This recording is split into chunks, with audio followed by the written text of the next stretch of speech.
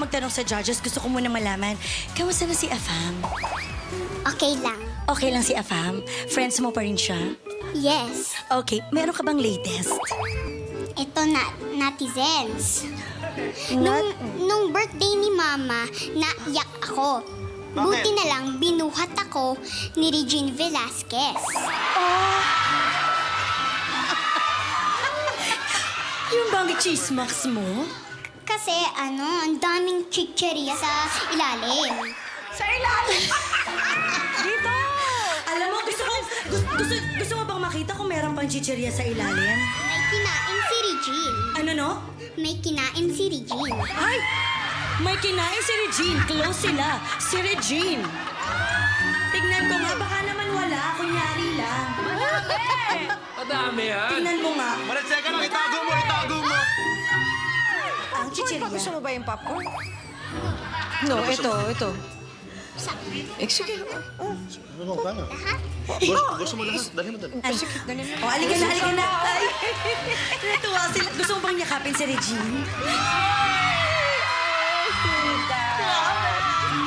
So good. You did so well.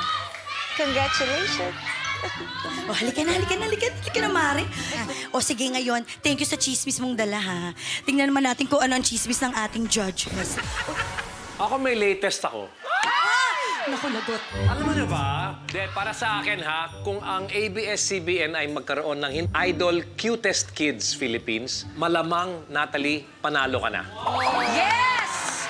May karakter si Natalie, may boses si Natalie. May karisma. May karisma, marunong magkwento sa paggamit ng boses. Bibo. Ano pang kailangan ng isang cute na idol kids? Chicheria. Chichiria na lang. Chicheria di tissue.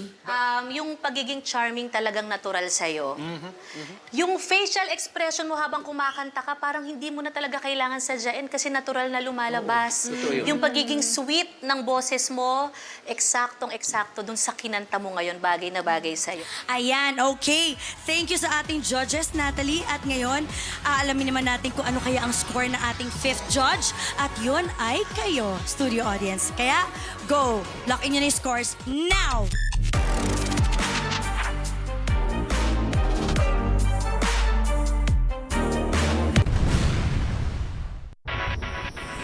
Thank you again, Natalie. Sige, balik ka na muna doon sa iyong mga kachismisan dyan at mag-enjoy ka muna dyan sa iyong kinauupuan. Natalie, thank you very much.